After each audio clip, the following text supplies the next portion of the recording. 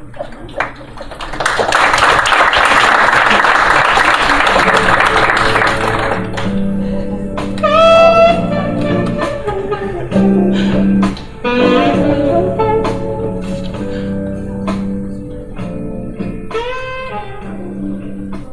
little adventure starts off like a lot of my stories do, with the Dame. I was sitting in my small office on the 13th floor in the big city. There was a fog outside with a slight chill in the air as the sky was turning to dusk. A slight breeze was rattling against my broken Venetian blinds like an out-of-tune symphony. As amusing as the song was, I was thinking about calling it a day since I hadn't even had a whisper of a client all week. I guess you can chalk it up to bad luck. I was about to turn off the lamp on my desk and start heading over to Ricardo's nightclub for a drink when she knocked on my door. Go away, the office is closed for the day. Come back tomorrow around 9. Better make that 10, I plan on sleeping in. I said the office is closed. If you need me, I'll be drowning myself in a vat of beer. Now go away. What are you, deaf? Fine, come in already, but this better be important. Hello? Are you Detective Alistair Sims? I knew that she was speaking because I was watching her full, luscious, cherry red lips move, but I couldn't concentrate on the words coming from those enticing lips. I was entranced by her Coke bottle figure that was slowly walking toward my desk. Those hips were creating a musical rhythm that made me forget all about the Venetian blinds flapping against the window. She looked good from her fiery red hair to her rather well-developed, curvy top, to her long, slender legs with a little red heart tattoo on her ankle. Then my eyes met her green eyes, and I snapped out of it. Now who is Steph? What? Oh, sorry, dollface. I was sizing up the situation. Have a seat. And what do you think of my situation? It's a situation I would not mind getting to know better. I'm heading over to Ricardo's nightclub. Care to join me for a little dancing and drinks? I hear that Ricardo himself will be performing tonight with his band, the Babaloos. He's a friend of mine, and I can get us some great seats right next to the dance floor. You'd be amazed at my fancy footwork. I'm already amazed by your smooth talking. But before we get to know each other better, handsome, I have a problem that I need you to solve in your professional manner. The only problem I see is that you haven't told me your name. After that little dilemma is solved, the next problem is to find out tomorrow if you like coffee or orange juice with your breakfast at my place. I make a great omelet. Aren't you the little charmer with all the answers to my problems, and you can cook too? You may be the man of my dreams. However, the only real problem I see is that you are not listening to me. I need you to help me retrieve something. If you can do that little favor for little old me, I'd be oh so grateful. I see you want business before pleasure. Okay, I'll play along for now. First, tell me what you need to retrieve and why. It's nothing really.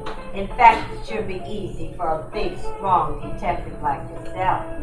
I just need you to get a package from a locker at the train station in Blackville. I have the key right here. Catch. The key says MGK 164A. You certainly are a pretty tomato, and I'm a sucker for a curvaceous redhead. But not if it means that I end up in a pine wood box 6 feet underground. So tell me, why you can't go there yourself, and what's in this locker? Oh, Al, you don't trust me? And here I thought that we were getting along so well. I don't know you, sweetheart, and I don't trust what I don't know. So you can spill your story or your shapely figure can walk right out that door. I have a strong feeling that you'll look as good leaving as you do coming. Okay, I'll tell you. I'm only telling you this because I really need your help. It's a matter of national security. You have to swear to me that you will not tell anybody else about what I'm going to tell you. This is of the utmost importance. Remember, loose lips sink ships. And some lips can be the kiss of death. So go on, spill it, sister. I'm enjoying flirting with you and all. But I can do that with another fine-looking creature at the nightclub. So tell me your story or get out. Okay, I guess that I have no choice but to trust you. Inside the locker is a very important steel box. This box contains secret documents about German tank and airplane designs. With this information, our country can find a weakness in their mechanical designs and can end this war very soon.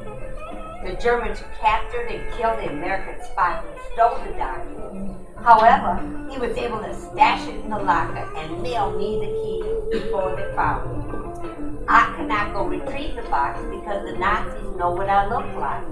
So I need an unknown person to get the box from the locker and bring it to me. In turn, I will take it to Washington and hand it over to the proper people.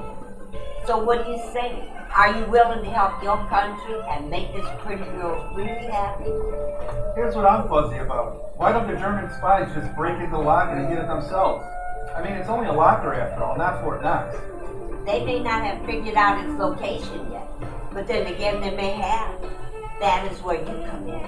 You can take the next train up to the Blackfield station, get the box, and bring it to me this evening at the nightclub. Let's say in about 5 hours. I will meet you there wearing something that will knock your socks off. Then you can show me those fancy dance moves you were bragging about. All right, sweetheart, you're on. I'll get your little trinket and meet you at the nightclub. Also, you never told me your name, but I guess that it begins with an R. Yes, my name is Rose. How'd you know that? Are you like a rugged version of Sherlock Holmes? I'm no Basil Rathbone doll face, but that heart tattoo on your ankle with the initial R in the middle is a dead giveaway. My, you are a naughty girl, aren't you? Your mama warned me about girls like you. Now, tell me your last name. No, that is top secret. Of course, I may tell you my last name tomorrow morning when I'm fixing breakfast for you at my place. Bye, darling. See you tonight. And by the way, I am the person your mom warned you about. Bye. I watched her walk out the door and stared a few moments at the closed door. All of my detective skills were flashing in a big, bright red warning light. Was I really buying into her unbelievable German Nazi spies? I mean, there's a lot of trouble going on in Europe right now, so it may be plausible. But something about her story and that tattoo did not add up to her being a spy. I needed to do some detective work at police headquarters on this case with my friend, Police Inspector Walt Fairhour, before I get on that train. So I grabbed my trench coat, hat, checked my sidearm, and made sure that my gun was loaded, and went outside. As I was leaving the building, I heard the paper girls shouting out the evening headlines. Extra, extra, read all about it. First National Bank robbed this morning. Mayor caught with a mysterious lady. Nazis on the run from European forces. USA leading successful raid against fascist regime. Get your paper here. I was about to step into a cab when something the newsgirl said caught my attention. So I let the taxi go and called over to the newsgirl. Hey, miss, come here. You want a paper, mister? Only 5 cents. It's a real bargain if you ask me. What was that about a bank robbery? First National Bank was robbed yesterday. Did they get the robbers? I don't know, mister, but 10 cents will help my memory. So what do you say? You want a paper or what? Hold on a second there, sis. A few seconds ago, you said the paper was only 5 cents. What kind of racket you running around here? What are you, the cops or something? As a matter of fact, I am like a cop or something.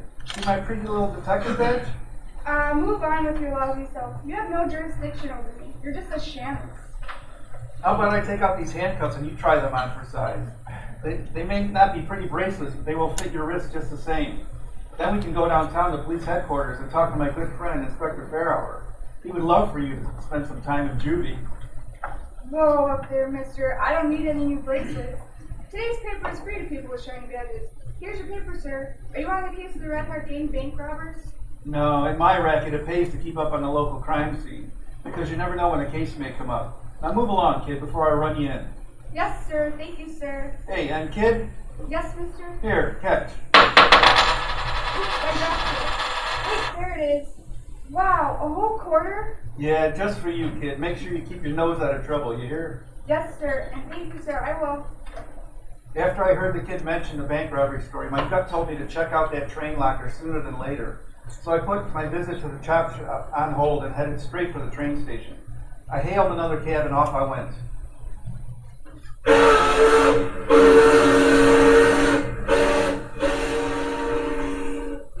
All aboard! Heading westbound to Blackville. All aboard! Train is leaving on track 4. I made it to the train station and got aboard the train with just moments to spare. I found myself a window seat. There were plenty of seats available in that train car, because besides myself, there were only 2 other passengers. But wow, were they interesting passengers. A beautiful blonde and a ravishing brunette. I thought I should go over and say hi. You know, be a gentleman-like and all, and introduce myself. But I didn't want to get sidetracked on my case, so I opened up the newspaper and began to read it. In my line of work, it's important to read people's body language, and these two women were giving off all the wrong signals. They were whispering frantically and kept looking over at me. They were trying to pretend not to look at me, as if they were talking about me and did not want me to know about it. So after reading about the Redhead gang robbery in the paper, I decided it was time for me to find out a little about my secret admirers. Excuse me, lovely ladies, but I must apologize. What was that? I must apologize for not being a gentleman. Here I am in the same train car with two lovely ladies, and I have not properly introduced myself. My name is Al Sims. Seriously? You come over here with that line? What is next? Oh, I know. What is your sign, or I must have died and gone to heaven because you two are angels. Please, save your lines for some other bimbos, because we ain't buying what you are trying to sell. Meow. Kitty is angry and has claws. And here I was just trying to be nice. That's right, I got claws. So, why don't you walk back to your seat and finish reading your paper? Now, Sophia, let's not be rude. I'm sorry, Al. My sister can sometimes be rude to strangers. That's no problem, Toots. Actually, your sister has a point. You should not talk to strangers on an empty train car because you never know what could happen. Some men can be very dangerous. My mama taught me to avoid dangerous men. Are you a dangerous man, Al? Me? No, I'm just an innocent man reading a newspaper on a train who spotted two pretty girls. Anything interesting in the paper, Al? Just typical stuff, coverage on the war.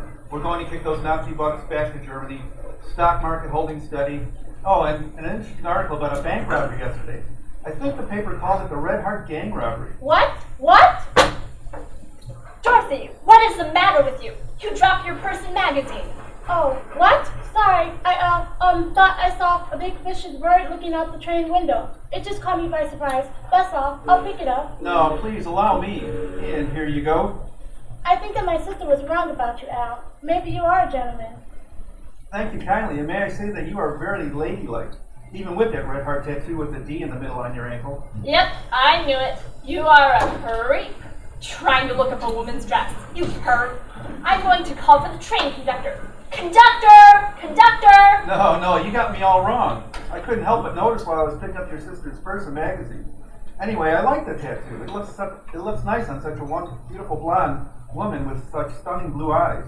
Oh, brother, does he lay it on thick. Now, where is that conductor? Dorothy, I see you're reading Modern Radio Guide magazine. Does it have any good articles in that issue? Actually, it does. There's an interesting article about a new invention they are working on, called television. Supposedly it will send movies to your house, and you can watch it on a giant 13-inch screen. Apparently they are predicting that it will replace radio shows someday. I think that this is so exciting. What do you think, Al? I don't know. I don't think this television contraption will replace radio. It seems like just a fad. I mean, radio shows are so popular. What's next? Big band music will fade out of favor? Yeah, you are probably right. I especially love those radio shows written and directed by Robert Bussie. His shows are so entertaining. If you two lovebirds can stop chirping, I would like you to go back to your seat, Mr. Sims, so that my sister and I can continue our train ride in peace. We did not ask you to join us. Actually, I was about to ask your sister out for coffee later. Maybe even an adult drink and some dancing. Don't bother. You're not either of our types. So, move along. Sorry to interrupt, folks, but I wanted to inform you that we'll be arriving in Blackville in about 15 minutes. Thank you, Mr. Conductor. Could you please explain to this so-called self-confessed gentleman that we do not want his company anymore? Do you want me to leave, Dorothy? You better leave, Al. My sister has a temper. Anyway, the train ride is almost over, and we have an appointment at the next stop. Well, looks like you struck out with a blonde and a brunette, my friend. Better luck next time. That's all right. I have a date at this swanky nightclub with a beautiful redhead later this... Who? Where? Well, look at that. You dropped your stuff again. You see another big mean bird, sweetheart? Here, let me pick up your stuff. No, I will pick it up. Now, Mr. Conductor, please do your job and get this man away from us. In fact, please take him to another train car. You better listen to the ladies and follow me to the next train car. I agree. It seems like I've worn out my welcome. Lead me away, kind sir. is your problem? You could have given us away. I know. I just get so nervous. What if something goes wrong? Nothing is going to go wrong. Rose and I have thought this plan through from all the angles. Here, take this gun from my purse and be prepared to use it as planned. I'm ready. I found a new seat a couple train cars away from those women. I was actually happy they insisted that I leave them alone. It gives me time alone to decipher all the new information I gathered from them before we get to the next train station. If my hunches are correct, then those two ladies are working with Rose, and this is a setup that I don't want to be a part of. But I'm already in the thick of their scheme, and in order to get out of it, I will need to find out what is in that locker. And I hope I don't regret this.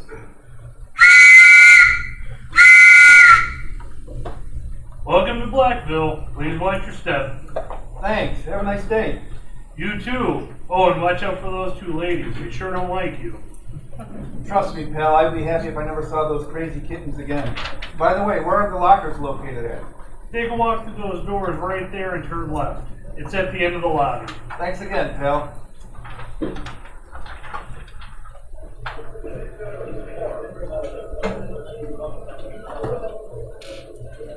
I made my way through the doors and entered into a gigantic room with lots of people everywhere. It took about 20 minutes to shuffle my way through the crowd. I had made it to the lockers in half that time, but I wanted to try and see if I was being followed. I saw the Blond at the information booth, but not the Brunette, so at least half of my admirers were accounted for. When I arrived at the locker, I took out the key and turned the lock, and voila, there was a shiny steel box, just like Rose said it would be. I grabbed the box and began to shut the locker when I was startled by her voice. Mr. Sims, we meet again. I want to apologize for being such a prude. You see, I do not trust many men since I got my heart broken. I was unfair to you, and my sister really would like to. Ha ha ha! Since your sister would really like to slap you on the back of your head with the butt of this gun. The other tattoo, it all fits. What did the bum say? I don't know. He's out cold now. Damn it, look what that lousy gumshoe did. He tore the pocket of my coat when he fouled. Sophia, we are attracting the crowd. I don't like this. Shut up and be cool. We knew this would happen. Now stick to the plan and it will be fine. Break it up, break it up. Come on, move along here, people. Okay, now what seems to be all the commotion? Oh, I'm so happy you are here, police officer. This strange man came up to me and started to say the most awful things. Things that a lady like me should never hear. Then he started to shove me and tried to grab my purse. That is when my sister hit him over the head with her purse. That would be me, officer. It was terrible the way this ruffian grabbed my poor sister. I knew coming to the big city was a mistake. Well, lady, you sure did a number on this guy. He's out cold. What do you got in that purse? Bricks? You two wait here a while I go to the police telephone box and call this in. I will need your names and statements downtown. First, let me check this guy's wallet to see who he is.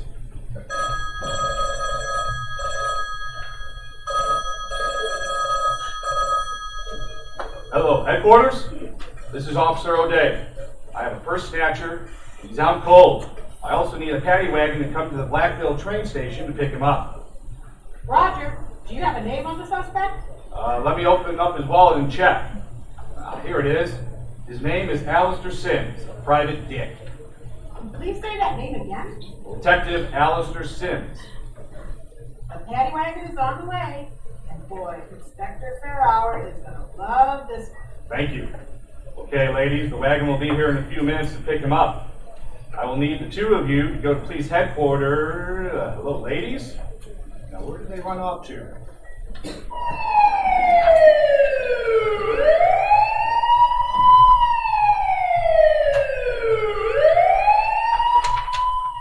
When I came to, I was in police headquarters with a pounding headache, and Police Sergeant Otto looking at me with that stupid grin on his face. Lieutenant, the Sleeping Beauty has finally woken up. Otto, seriously? Don't you know how to whisper? Does the big bad private detective have a weirdo headache? I hear some pretty dames cold cocked you. What happened? Did your charm finally wear off and you get what you deserve? Otto, don't you have a ghost to scare or something? Hey, what is that supposed to mean? Have you looked in the mirror recently? Knock it off, you two. Why must you two always argue? He started it. Did not. Sergeant Otto, go to my office and get that silver metal box. Sure, Chief. Al, this doesn't look good. You were found knocked out holding a metal box containing a fourth of the stolen money from the bank robbery yesterday. On top of that, Officer O'Day said you assaulted 2 ladies. Wait, Walt, please tell me that O'Day has the woman in custody. Unfortunately, no. He's just out of the academy and expected him to stay put for questioning while he called in your incident at the train station. He's a good officer, but he's no Detective Sergeant Joe Friday. Now, Otto, if I promise to bring you some cookies, will you stop slamming doors? Here's the box, Chief. Al, the police commissioner wants me to book you, but I talked him out of it because you were great detectives for 10 years on our department. I don't believe that you were behind the bank robbery, and if you were, you wouldn't have been this sloppy. So tell me, what's going on? It all started with this ravishing but deadly redhead who came into my office earlier this evening with the name of Rose. She gave me a phony story about being a secret spy for the government and wanted help retrieving documents that could help end the war. How'd you know that she was lying? Several reasons. First, she wanted a private detective to get the documents instead of a trained government official. She told me that it had to be a person the Nazis wouldn't recognize. Our government must have lots of people working for them who could have retrieved the so-called documents from the locker. Second, she had a heart tattoo on her ankle. Our government officials don't allow spies to have easy identification marks like that on their body. If you knew she was giving you a phony line of information, why didn't you just blow her off, or better yet, come to see me so you can look through the mugshots in Rogues Alley? I was actually on my way over here to speak with you when I thought about going to the train station first was a better move. Bet you regret that move. I do now. Well, I boarded the train and there were these 2 good-looking tomatoes in the car, all by themselves, a brunette and a blonde. A blonde, a brunette, and a redhead in your story? Some guys have all the luck. Hush up, Otto. As I was saying, these 2 ladies were the only ones in the train car besides myself, and they were watching me like a hawk. So I put on the old charm. It was working on the blonde, Dorothy, but Sophia was not having any of it. I concentrated my efforts on Dorothy. Her body language and her reaction to some of my questions gave her away easily. I also noticed the tattoo on her ankle of a red heart with her initial in it. So, you planted key words to get her reaction? Yep, and Dorothy fell for it like a fish on a hook. Hey, wait a second. We interviewed the bank teller yesterday, and he said that 3 women robbed the bank in masks, and one of them shouted, "Tell them that you were just robbed by the Red Heart gang." Do you suppose that 3rd gal, Sophia, also has a red heart tattoo on her ankle? I wasn't sure at first, but all logic points toward her being in 3rd bank robber. I got the evidence confirmed when her sister cold cocked me at the train station. As I hit the ground, I saw her ankle, and the tattoo was there. Otto, get the police sergeants in here and get a description from Al of these 3 ladies. We'll send out an all-points bulletin to bring these ladies to justice. Wait, I know where they may be hiding out. After I was cocked on the head, I grabbed Sophia and ripped her coat pocket. A matchbook fell to the ground and I landed on it. Here it is, and what do you know? It's from the Royal Flush Hotel downtown. These ladies are planning on really living large on the stolen money. I think we need to go pay a visit to this hotel. I agree. We almost have enough evidence to send these uncharming ladies away for a long time. Otto, go get an unmarked squad car from the garage and meet me out front. It's time that these ladies get their hearts broken. On my way, Chief. Are you feeling alright enough to join us, Al? I am so looking forward to meeting up with these ditzy broads again. I have a few choice words for them.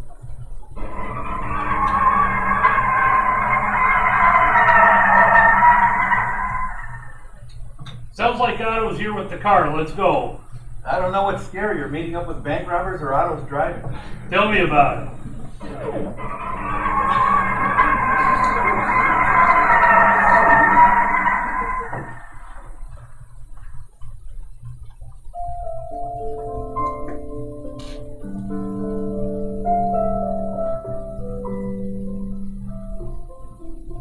Somehow we managed to survive Otto's driving. We walked into the lobby of the Royal Flush Hotel. It was a very swanky joint, marble pillars, plush carpeting, and fancy glass chandeliers hanging from the ceiling. I could get used to this kind of luxury. However, a paycheck of a private detective doesn't allow such luxury. I need to find me a rich Park Avenue girlfriend like that Richard Diamond, private detective fellow. We walked up to the front desk and rang the bell. Yes? How may I help you? Did two ladies, a blonde and a brunette, check into this hotel yesterday or today? My, aren't we a nosy one? Are you looking for a date? Cut with the humor, Chuckles, and just answer the man's question. Sorry, gentlemen, but the Royal Flush Hotel has a strict policy of not releasing customer information. We get a lot of celebrity guests, and we respect their privacy from newspaper hounds such as yourselves. So scoot away with you. Do I look like I'm here for an interview? No. Now, look at my badge and tell me what I asked you. Well, that changes everything, doesn't it? Let me think. Yes, I had two ladies check in yesterday. They are in room 415 on the 4th floor. Do you have any spare bellboy uniforms? Well, of course, we pride ourselves on clean uniforms. What? But do you have one that'll fit Otto here? Well, he is a bit, shall we say, husky, but we may have one. Good. Otto, go with him and change into that bellboy uniform while Fairhour and I write a letter. And make sure you have your sidearm hidden and loaded. Will do. Come on, desk clerk, let's go. Ooh, goody. My plan is for Otto to pretend to be a bellboy and drop off the telegram from Rose, stating that she's leaving town early. Then, as the girls are leaving, you and I will wait at the elevator and stairs and arrest them while they're caught off guard. What do you think? I like it. I'm back. So what do you think? Stick to police work. You're a little too old and a little too ugly to be a bellboy. Thanks. Hey, wait a minute. I'm not old. The stairs are over here. Oh, hey, desk clerk. Yes. Oh, brother. Ring the ladies' room and tell them that you're sending up a bellboy with an urgent telegram. We'll do. I love it when we get to be sneaky. There are the stairs. Let's go. Stop! This is the room number. Let's listen at the door for a few minutes before knocking. Just think, later tonight we'll take the red-eye flight and you, me and Rose, will be on our way to Canada, living the highlight of all that beautiful green money. And that annoying detective Alsons will be taking the rap for us. I wonder how many years he'll get. I sort of felt bad about Detective Al. He was kind of cute. He's an annoying bum. He thinks it's a gift to women. How long before we leave to go to the nightclub to meet Rose? In a few minutes. She's getting the stolen money from the train laundry now. So let's get dressed and check out of this hotel. Then we can get some champagne and celebrate. I think that is so funny that she hid the money in a train station locker after all. Of course, it wasn't the train station that we sent Al to. Al even suggested the hip nightclub to Rose that we are going to. What a rube. I think that's enough information to make our plan work. Al, you done with this letter? Yep. Otto, knock on the door. Remember, you're a bellboy, and read them this phony telegram. Will do, Shamus. Can I read it in a British accent? Pardon me, Mom, but I have a telegram for you. Or how about an Australian accent? Good day, mate. I have here a telegram for you. No, just read it, you big dope. I'll be down the hall at the elevators, and Walt will be blocking the stairs. Who is it? I have a telegram for you here, ma'am. Please come in. Thank you, ma'am. The telegram reads, Sisters, I am already at the train station. Stop. It was getting too hot for me here. Stop. Hurry and meet me there. Stop. The train is leaving at 6 p.m. Stop. That is in 20 minutes. We have to hurry. Dorothy, I got the bags. Let's go. Hi, ladies. Remember me? Damn, it's a trap. You can say that. Now let's do this the easy way. You two can put your hands behind your back and we'll handcuff you and take you to police headquarters. What do you say? I say that you are crazy flat-foot if you think that we are giving up that easy, especially with this gun sticking into our side. Hey, I thought you liked me, sweetie. My sister is right about you. Your ego is huge. Now this is how it's going to work. Sophia, Al, and I will get into the elevator alone. Then we will get to the first floor. There better not be any cops around. Then we will get into a taxi. Do not follow us or he gets it. After we get out of town, I will let Al go. Dorothy! Stop your screaming. She'll be alright. It's only a flesh wound. However, she will need some immediate medical attention so that she can stand trial for attempted murder. You stupid bellboy! You shot my sister! I'm a cop, miss. And a damn good shot, too. Thanks, Otto. Al, I hate you so much! Who knew a dumb youngster like you would foil our plans? You don't look smart enough to figure out how to tie your own shoes! You know what, Dow? I've had enough of your insults. You've been busting my chops all day. You slapped me! How dare you!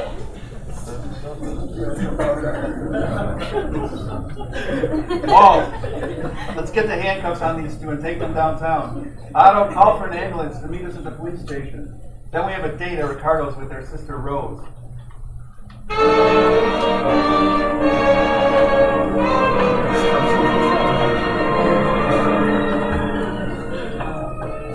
We walked into Ricardo's nightclub. I saw Rose right away, but she hadn't noticed me coming in. She was living it up on the dance floor. The maitre d' seated me at the table near the dance floor with Walt and Otto sat at different tables nearby.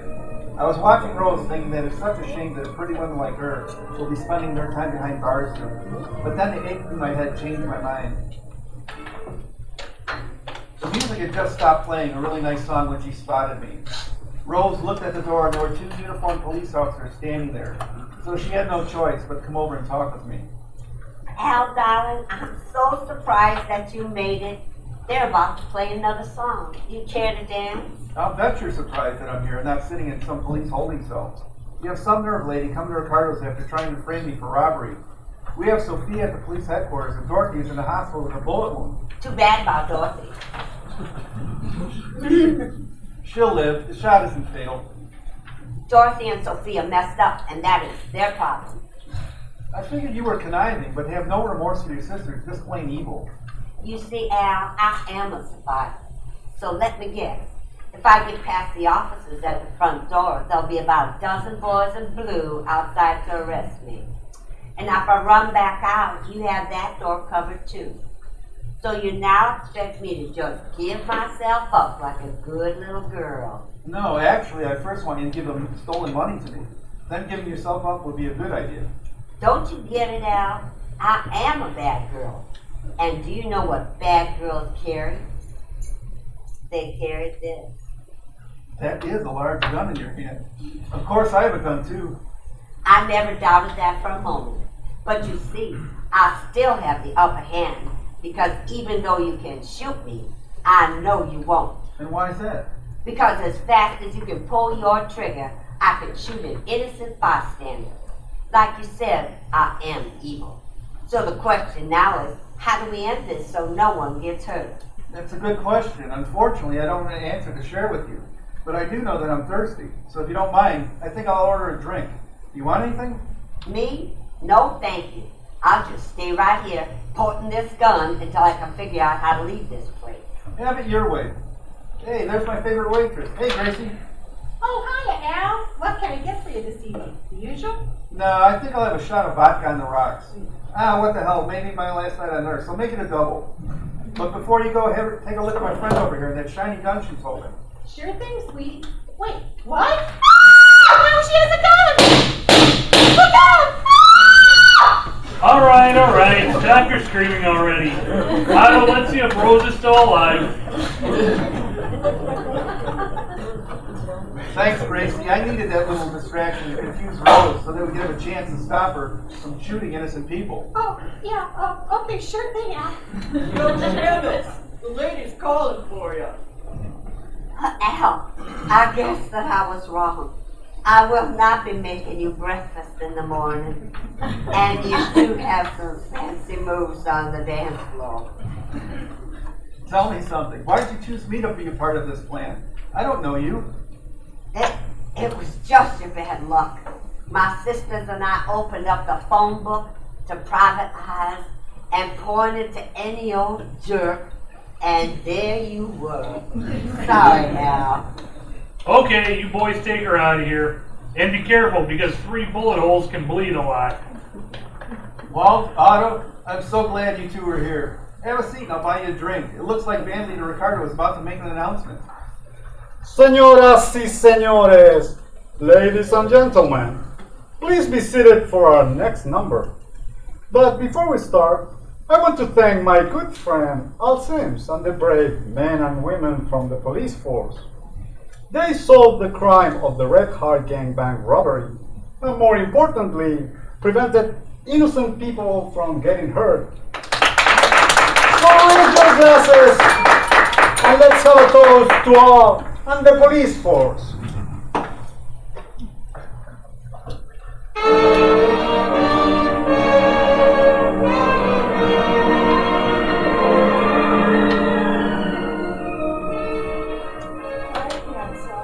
My name is Brunette. I think what you did was so brave. Want to buy me a drink? Any other time I would jump at the chance to buy you a drink. I would put on the old charm and try to take you home with me tonight. But right now, all I want to do is sit here with my good friends Walt and Otto and enjoy some good music. Hey, Gracie, Yeah, please bring me and my boys here another round of beers. sure thing, Al.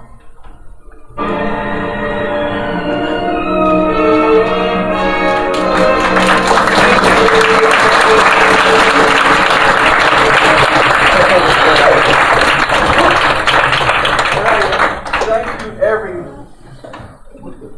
I mean, I've been writing this about 2 months, and a ton of rehearsals, a ton of writes, and